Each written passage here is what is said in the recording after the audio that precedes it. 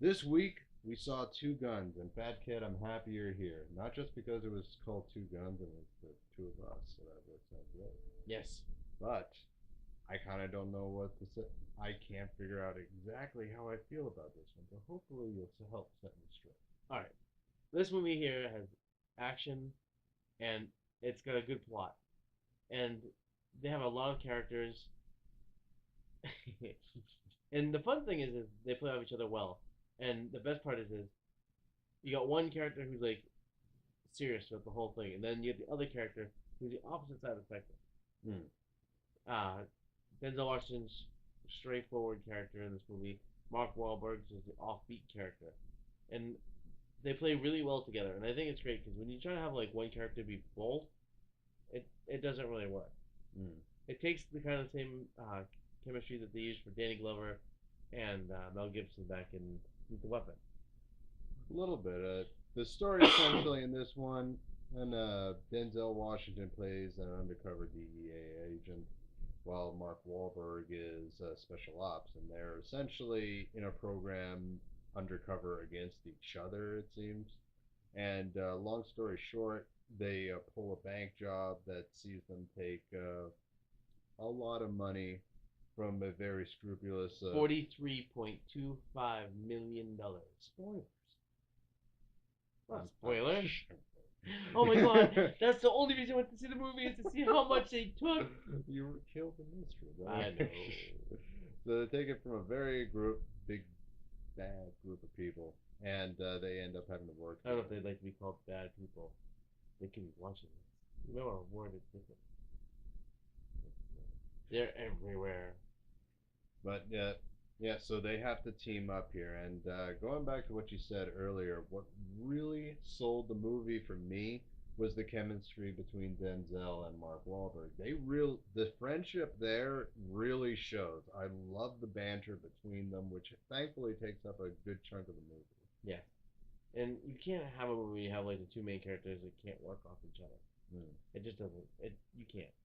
And this movie has such a great script where they play off each other so well. And I mean, Denzel and Mark Wahlberg, awesome.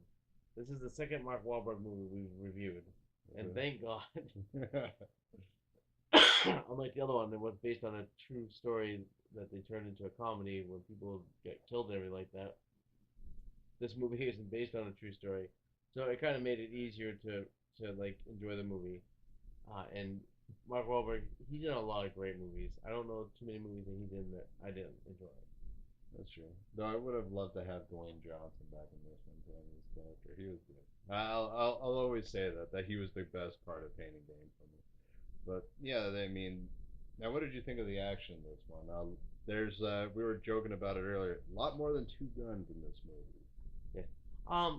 Best thing about this movie is they don't have in some action movies you have like the actors are doing like these like running like kicks and stuff like that the person just can't do anymore. He's like over the hill. There's no way he's doing this without like 50 million takes.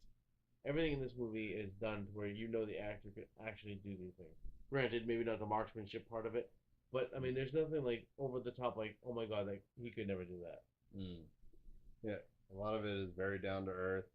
The gunfights I thought were really, really good. Mark Wahlberg, I thought really, the fact that he's special ops, I thought the way he was holding the gun, the way his tactics were, I think it really showed. Yep. And as well as, I guess, Denzel showed his DEA-ness very well too. I don't know. He asked questions. uh, They talked about donuts. I will talk about my favorite part of the movie, and that was when it turned for like 5 minutes. It turns into Frankenstein and Killer Clown, the bank robbers. Because for that sequence where they're robbing the bank, they're wearing these masks, and the thing is, they look ultra realistic. So And the funny thing is, you mentioned it. I was thinking the same thing. I'm like, okay, what size did they buy these masks in? Because they look like they were designed to fit these people. yeah, they look like they spent quite a few $1,000s on these masks. And Denzel Washington wearing the Frankenstein mask. It you think it's ridiculous, but it looks like it was actually like grafted to his face. right. I mean, in the mouth and everything moved with his mouth, it Yes. all lined up perfectly. Mark Wahlberg's on the other hand didn't line up too much, but it's like it fit his characteristics perfectly. Yeah, it had like a real. If you remember the beginning of The Dark Knight, where they're all wearing clown masks, except this one sort of conformed to his face, like. And like the ears of the mask, I thought it was his real ears. Yeah, yeah. I was looking at it. This is almost a freaky scene. There's this. This isn't a spoiler, but there's this one scene where Denzel, wearing the Frankenstein mask, picks up a little kid, and he's holding it right in front of you. I was like, jeez. Like, yeah, okay, buddy, I'm pretty sure the kid does not want to be scared to death. Um, and as for the story, I thought it was all right. I mean, it it's all in all, it's a good action film. Yep. I compare it to, you ever see the movie Shoot 'Em Up? Yep. Yeah, it just like that. I mean, yeah, Shoot 'Em Up probably isn't gonna win, didn't win a lot of awards, but you know what? It was a fun time. But unlike Shoot 'Em Up, I mean, this movie is more serious. It's not like they're shooting like light signs to like say words to each other, being funny. Shoot 'Em Up is more like a ha-ha movie than a serious movie, and this is more geared towards seriousness with comedy in it. Now, well, let's talk about a little bit more of the cast, namely two people in this case. The first one, who in my opinion was the weakest part of the movie for me, and that was Paula Patton, who played Denzel's, for lack of a better term, F-buddy. Yeah, Really, I think you could have just taken her out completely, and it would have been fine. The movie would have been fine. yeah, but you need a female character. I mean, you can't have a movie where like a main female character. Granted, she didn't have a really strong part, and No. you know the way the character is designed, and you see the character like in the beginning, her character seemed like she could have a really strong part in this movie, and then they kind of like took her out. Like it was like they broke like this. They had this thing where you know like, oh wow, she could be like a really good main character, Yeah. and then like they just like pulled her out of the light. Like yeah, you don't need her all that much. Yeah, when you first see her, you get the impression, okay, this is a really strong female character. She's going to be really big and integral to the story. But you're right, as the story progresses, it's like as soon as you see that one scene where she's showing off her tits, hey, spoiler, it just goes downhill. She just becomes less and less, to a point where she's a hostage, and it's like, Right? and it got to a point where I was like, you know what, she's really not necessary for the story. And let me guess, Bill Paxton is the other one. Bill Paxton, who I liked in this one. Yeah, he's good. Bill Paxton as an actor is not meant for like the front line of mm, any movie. Twister was the only exception. In Twister, he was perfect.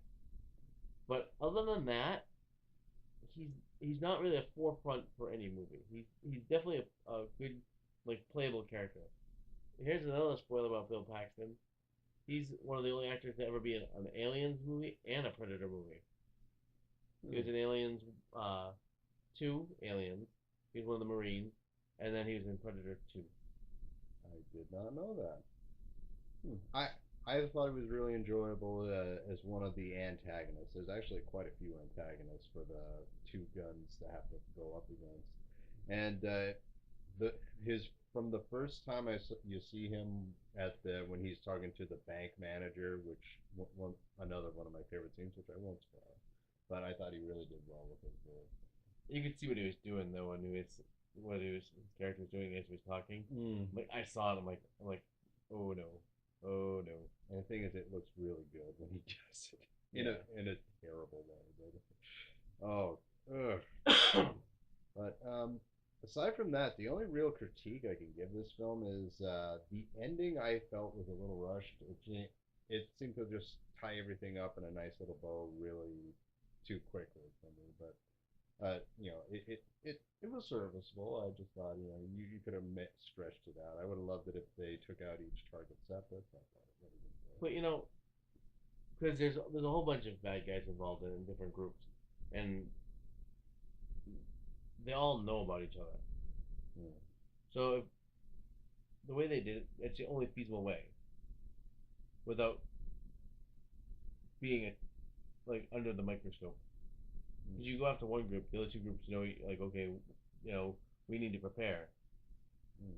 But if you get them unprepared, especially with the backgrounds of each group, you need to get them unprepared.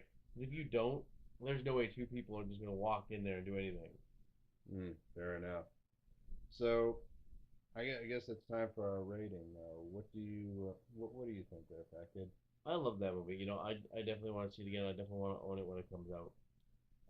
The chemistry, like I said, is definitely key in this movie, and I like really love movies, and this kind of gave me the feel for it. Mm-hmm. So I think another reason why it actually helped me enjoy the movie really quickly.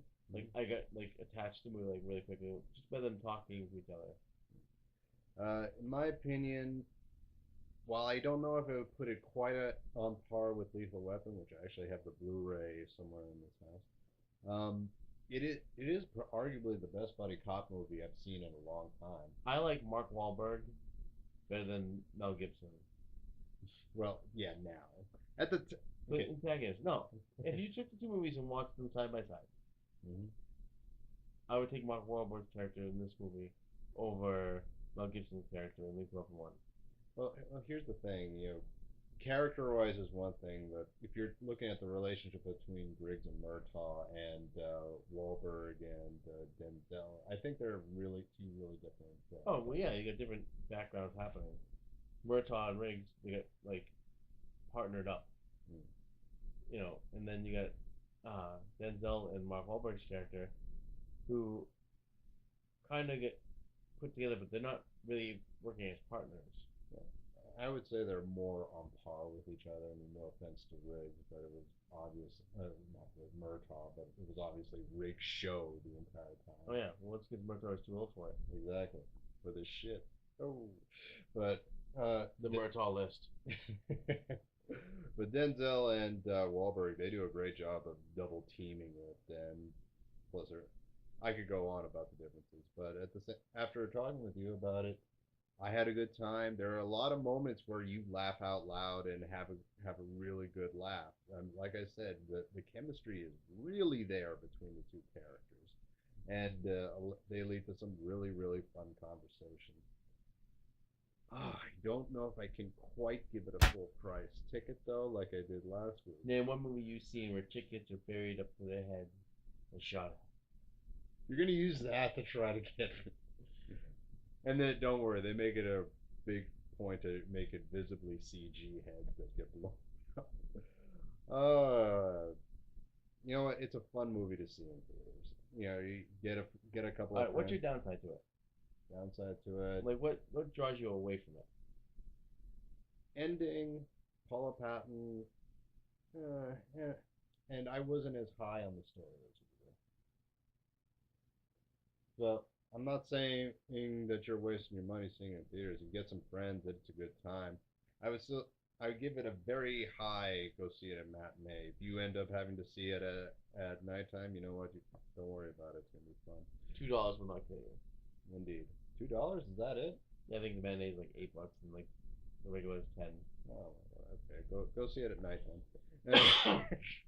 And keep an eye out for it on Blu-ray too while you're at it. And we're back. So for next week, we may end up having to take a hiatus. Admittingly, we got some situations in the back to handle. Let's just say. Just want to say for everyone who's been following us, thanks very much. Which you know what? While we may not be able to see the latest movies, maybe we could work on something in between. Because a while ago we did say we'd review movies that you would suggest, and we did get some suggestions. Yep. So stay tuned for that. And until next time, guys, we'll see you next week. Bye.